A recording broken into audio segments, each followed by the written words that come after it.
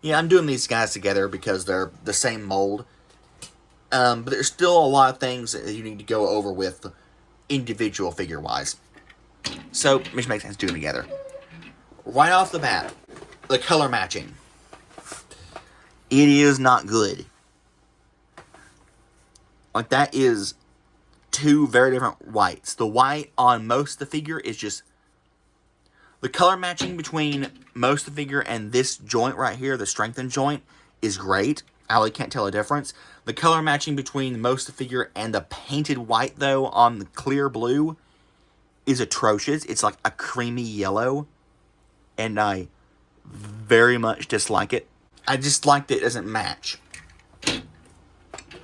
Oh yeah, by the way, that little red mark, I don't know if they're making Ironhides with this guy or what, but like, that was out of the box.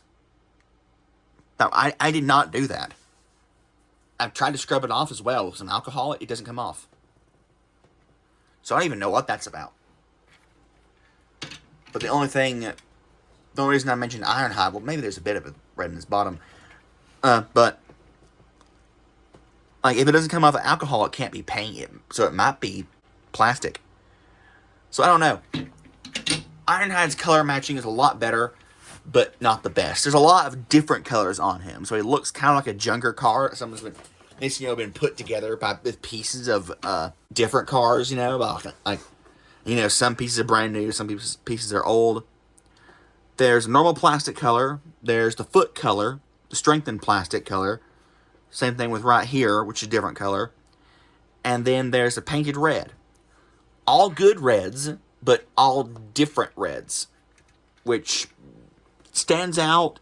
It doesn't stand out as much in real life as on camera, though. Ratchet definitely does, but not Ironhide. It stands out, but so little that I can deal with it. Their guns have excellent storage on the underside as mufflers, and you can put them on the front as front-mounted laser guns, or on the top as top-mounted laser guns. So, also, Ratchet's light bar. I thought it'd be glued in place. It's not. It just comes off. And they're held on. When they're transformed in vehicle mode, they hold on pretty well. But you'll see in robot mode, they don't hold on that well at all. And I am terrified they're just going to get just knocked off and cast the four winds. I'm never going to find it. I'm going to have an incomplete SS86 Ratchet for the rest of my life. So, anyway, transformation. It's the same for all of them. Both of them, rather. So I'm just going to do one. Now, one bit of transformation back into vehicle mode that you need to know, which is the last step of transforming, or the first step of transforming it into robot mode. This connection right here. It doesn't just go. It doesn't flow or click as easily as you expect. You have to grab it and you have to force it in. It softens up over time, especially the first time you do it. I felt like I was doing something wrong. I had to watch the transformation videos to assure myself that I was doing it the right way. Anyway, so you want to pull down the bumper. You pull down this, which is stiff still. Pull it out. Flip in these pieces. So what I like to do is I like to take these, fold them out, and then you fold them the other way. Oh yeah, and they're supposed to clip in. Slot right there. And there's a tab right there, which goes in the slot. It's supposed to hold.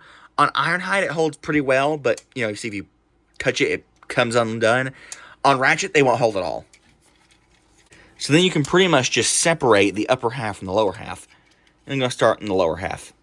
You bring up the back section, fold in the feet, or the side panels, and as this goes, they're on cams, so as you bring these in, they will separate automatically, and then you can fold the You fold the back of the van in, and these flaps down. Fold these down, and then splay the feet, and you got the legs. Now the top half, I'm going to unpeg, and make sure you have this part down, and then you're going to rotate it at an angle, and unless you have it like perfectly at a certain angle, the wheels will flex against the torso. But the wheels spin, and they're not even pinned, so it doesn't really bother me. So we're going to rotate this like that. Keep this open, because then you're going to flip the head up. Flip this down, and it will collapse into the chest cavity. And now you can bring that down. Then you flip up the fists. Bring them down. Flip into place.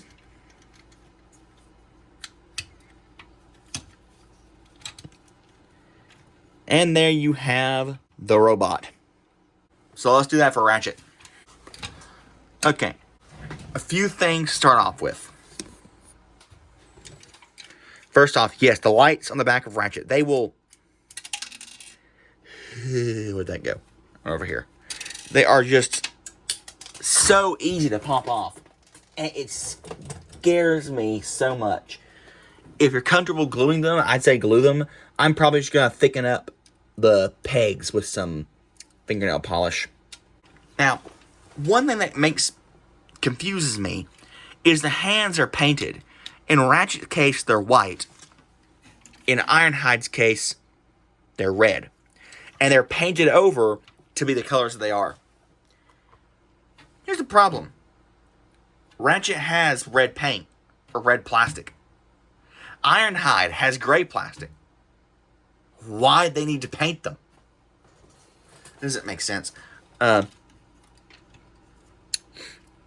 Otherwise, their articulation, they have standard modern articulation. They can hold their guns. And their guns are supposed to be able to be stored on the back. Ratchet's guns are the ones that store pretty well. Ironhide's guns are a bit loose. As for individual details, the head sculpts are very nice. It doesn't really look good in the light. There's no light piping, but the eyes are painted very well. And they're simple, but accurate. I might be in the minority here. I would rather have them just change this and make it completely blank white, so we could put a sticker on there. Because it's just such a stupid debacle. You can buy Red Cross stickers everywhere. They're on first aid kits. That's the official military sign. You know, a red plus symbol, Red Cross, is the official military sign in nations worldwide on their uniforms and on their IFAKs and for medics to show, hey, this is first aid stuff. And if the Red Cross really cares that much, why the heck? Why don't they complain when it's not used in the military? Why don't they complain when it's used on tons of other toy ambulances and in patches and stickers and just... The Red Cross is a good organization. Why are they being such jerks? I wouldn't expect it out of them. It's like no one is going to see a toy ambulance Ratchet figure standing on a shelf and think, that's first aid kit. I need to get that. It's not going to cause any confusion or harm to anybody. It's stupid. Anyway, on to Ironhide. Yep, I was right. He's the one with the weapons storage a bit. His head is also very simple, but very well done. The nice head crest there. And for articulation, one thing I have to mention is on the stock figures, they have, similar to Starscream, the Earthrise Synchro mold, just one flat crotch panel, for lack of a better term. And when you lift the leg up, it'll lift up this flap, the center flap, and this flap together as one unit. And it looks stupid. And there are lines built in down the middle. They could have easily made it individual. And the way it's molded with this little clip piece, how there's, instead of just 2 hooks on the outside, there's these inner little hooks for you to have 3 individual pieces. So that's what I did. I just took a few minutes, a little X-Acto knife and some careful cutting. Cut those gaps through all the way, glued down the central flap, and now he has regular hip flaps like a normal person. Same thing for both of them. That wasn't difficult at all. Hasbro really skimped out on that one. I don't like it. Again, that they could have just cast the hands in the correct plastic, not painted them, and they might have had the budget to make like a single extra cut and a dab of glue. That's really unnecessary. Otherwise, they're really good figures. I like them a lot. The fact that there is a lot of paint on them, especially, on the clear pieces, it explains why they're Voyagers, as well does the complicated transformation. Because if you actually think about it, a lot of G1 Ironhide and Ratchet figures end up having some sort of either big backpack or shield that becomes part of the van. They were able to do this without any part forming, which is admirable. But the main thing I like about these guys is that they weren't exclusives and they're not stupidly difficult to find. Hasbro. Thanks for that. I'm still waiting for the Earthrise Coneheads to come out like they did for Dirge in Legacy, because I'm not paying. Hasbro, you're giving scalpers power. You don't like that. You shouldn't like that. They also have a display base, which is cool.